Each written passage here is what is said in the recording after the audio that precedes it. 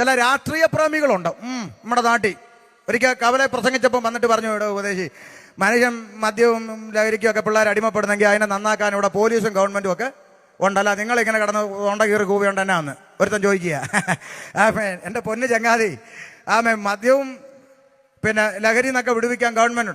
ഞാൻ ചോദിക്കട്ടെ, ഈ കാട്ടാക്കടയിൽ നട്ടലുള്ള ഒരുത്തനുണ്ടെങ്കിൽ ഇങ്ങോട്ട് കയറി വന്ന് ഈ മൈക്കേക്കൂടെ ഒരു ഉത്തരം പറയാം, ചോദ്യം ചോദിക്കാം, ഉത്തരം പറ. ഈ കൊച്ചു കേരളത്തെ കുടിക്കാൻ കൊടുക്കുന്ന ആരാ? പറ. അതാത് ഗവൺമെൻറ്. കുടിച്ചവനെ വഴി പിടിച്ചു നിർത്തി പിഴയടപ്പിക്കുന്ന ആരാ? അതും സർക്കാർ. നാടകമേ ഉലകം.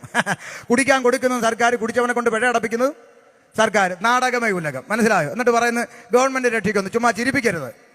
ഒരു സാധാരണ കൂലിപ്പണിക്കാരൻ്റെ ഒരു ദിവസത്തെ ജീവിതം എന്താണെന്ന് കാട്ടാക്കടക്കാർ ഇന്ന് വരെ ചിന്തിച്ചിട്ടുണ്ടോ? ഇല്ലെങ്കിൽ ഇത് കേട്ടോ, 2 മിനിറ്റ് തിരക്കുണ്ടെങ്കിൽ കേട്ടോ.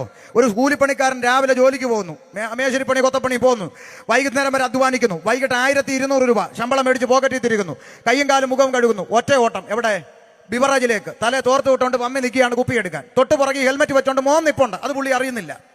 അപ്പൻ തോർത്തിട്ടുകൊണ്ട് മോ ഹെൽമെറ്റ് വെച്ചോണ്ട്, രണ്ടുപേരും ഒറ്റ ക്യൂവില. പുതിയ കാഴ്ചയാണ്.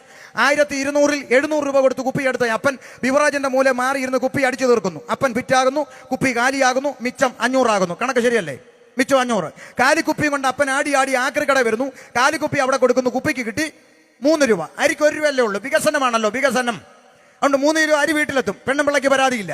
അപ്പൊ 3 കിലോ അരിയും കൊണ്ട് ഇവൻ ആടി കൈനറ്റിക് കൊണ്ട എടുത്ത് വീട്ടിൽ പോകുമ്പോൾ ദാ വരുന്നു അടുത്ത ഇരുട്ടടി. ഏത്? ആ വളവ് തിരിഞ്ഞപ്പോൾ ഒളിച്ചിരുന്ന് നിരപിടിക്കുന്ന ജീവി പിടിച്ചു, ഊതടാന്ന് പറഞ്ഞു ഊതി. ബാക്കി 500 ഉള്ളത് അവനും. ഇതല്ലേ ഇവിടെ നടക്കുന്നത്? ആണോ? വിൽക്കുന്നിടത്ത് പോലീസ് കാവല്, വിറ്റ് കഴിഞ്ഞ അടുത്ത വളവിൽ. കാരണം ഇവൻ അതിലെയാണല്ലോ വരുന്നത്. വിൽക്കുന്നിടത്ത് അടി ഉണ്ടാകാതിരിക്കാൻ ഏമാന്മാർ കാവല് നിൽക്കും, വിറ്റ് കഴിഞ്ഞ അടുത്ത വളവിൽ പോയി ഒളിച്ചിരിക്കും. PSC പരീക്ഷയ്ക്ക് ഇടാൻ പറ്റിയ ചോദ്യമാണ് കേരളത്തിൽ ഒളിച്ചിരുന്ന് നിരപിടിക്കുന്ന ജീവി. പിള്ളേർ കണ്ണും പൂട്ടി എഴുതും കേരള പോലീസ് എന്ന്. ഇല്ലേ? ഈ പറയുന്നതൊക്കെ ഉള്ളതാണോ? ഇവിടെ നടന്നുകൊണ്ടിരിക്കുന്ന കാര്യമാണ്. എന്നിട്ട് പറയുക കുടിക്കാൻ കൊടുക്കുന്ന. ഇപ്പൊ ഗവൺമെന്റ് ഏറ്റവും പുതിയ വാർത്ത, ഗവൺമെന്റിന്റെ നേതൃത്വത്തിൽ ഗ്രാമാന്തരങ്ങളിൽ കള്ള് വിതരണം ചെയ്യുന്ന. കള്ളെന്ന് പറയരുത്, പോലീസ് പിടിക്കും. പോഷകാഹാരം എന്ന് പറയണമെന്നാ മന്ത്രി പറഞ്ഞു. സോറി, ക്ഷമിക്കണം, തിരുത്തുന്നു. പോഷകാഹാരം. എന്റെ ഭാഷ പറഞ്ഞ അംഗൻവാടി പഠിക്കുന്ന പിള്ളേർക്കും കൊടുക്കണം സാർ ഒരു കുപ്പി പോഷകാഹാരം ഉപ്പുമാവിന്റെ കൂടെ. കാരണം 10-ലും 11-ലും ഒക്കെ വെട്ടും കുത്തും നടന്നൊക്കെ ഔട്ട് ഓഫ് ഫാഷനായി. ഇനി അംഗൻവാടി തൊട്ട് വെട്ടി തുടങ്ങട്ടെ. നശിക്കണമല്ലോ.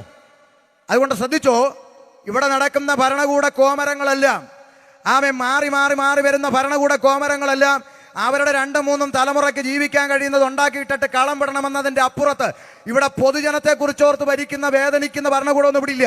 അപ്പൊ ചിലർ പറയുന്നത് കമ്മ്യൂണിസ്റ്റുകാരെ അങ്ങനൊന്നുമല്ല. കമ്മ്യൂണിസ്റ്റ് ഭരിച്ചാലും നാളെ കോൺഗ്രസ് ഭരിച്ചാലും ഇനി എങ്ങാനും താമര വിരിഞ്ഞാലും ഇതിനെയൊക്കെ തൂത്ത് കളയാൻ ചൂല് വന്നാലും നമ്മുടെയൊക്കെ ഗതി ഇത് തന്നെയാണ്. ഇതിന്റെ അപ്പുറത്ത് ഒരു പിണ്ണാക്കും ഇവിടെ സംഭവിക്കത്തില്ലെന്ന് മലയാളിക്ക് ബോധം വരുന്നു, അന്ന് അവൻ കുറച്ചെങ്കിലും ഒക്കെ നന്നാകും. ഇതൊന്നും തലയ്ക്കകത്ത് കയറാത്ത കുറെ മണ്ടന്മാര്, രാഷ്ട്രീയ പാർട്ടികൾക്ക് വേണ്ടി ചാകാനും കൊല്ലാനും മടിയില്ലാതെ പേ പിടിച്ചു നടക്കുന്ന പിള്ളേര്.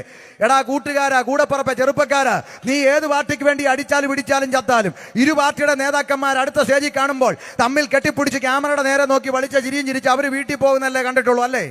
ഇന്ന് വരെ കേരളത്തിൽ ഒറ്റ രാഷ്ട്രീയ നേതാക്കന്മാരുടെ മക്കള് രക്തസാക്ഷികളായി തെരുവിൽ കിടന്ന് ചത്തിട്ടുണ്ടോ? ഉണ്ടോ? രാഷ്ട്രീയ നേതാക്കന്മാരുടെ മക്കൾ അമേരിക്ക, UK, ഓസ്ട്രേലിയ, കാനഡ പോയി പഠിച്ച് നല്ല ജോലി മേടിച്ചു, നല്ല വീട് മേടിച്ചു, നല്ല കാറ് മേടിച്ച് അവർ നല്ല ശമ്പളം മേടിച്ചു നന്നായി ജീവിക്കുന്നു. ഇടയ്ക്കിടയ്ക്ക് നേതാക്കന്മാർ മക്കളെ കാണാൻ ഫ്ലൈറ്റ് കയറുന്നു. മക്കളുമായി ഒന്നിച്ചിരുന്ന് ചിക്കനും മട്ടനും കടിച്ചു പറിക്കുന്ന വീഡിയോ പിടിച്ച് ഫേസ്ബുക്കിൽ യൂട്യൂബിൽ വിടുമ്പോൾ ദാ ഇങ്ങകലെ കാട്ടാക്കട പെറ്റതള്ളയ്ക്ക് കഞ്ഞി കൊടുക്കാത്തവൻ വീഡിയോ കണ്ട് ലൈക്കും കമന്റ് പഠിച്ച് റോഡിൽ കിടന്ന് ചാകുന്നു. ഇതല്ലേ നമ്മൾ കണ്ടുകൊണ്ടിരിക്കുന്ന രാഷ്ട്രീയം? എടാ, എന്നാടാ നിനക്കൊക്കെ നേരം വിളിക്കുന്നത്? ആരാ നിനക്ക് വേണ്ടി കരയുന്നത്? 10 മാസം വയറ്റി ചുമന്ന പെറ്റതള്ളയുടെ കണ്ണും തോളി കൈയിട്ടുകൊണ്ട് സ്കൂളിൽ പോയ കൂടപ്പറപ്പിന്റെ കണ്ണും കാലാകാലം നിന്നെ ഓർത്ത് കരഞ്ഞുകൊണ്ടിരിക്കുമെന്നതിനപ്പുറത്ത് ഒരു ചുക്കും ഇവിടെ സംഭവിച്ചിട്ടില്ല. ഉണ്ടോ? നിങ്ങൾ പറ. നാടകങ്ങൾ അവിടെ എല്ലാം നടന്നുകൊണ്ടിരിക്കുന്നത്.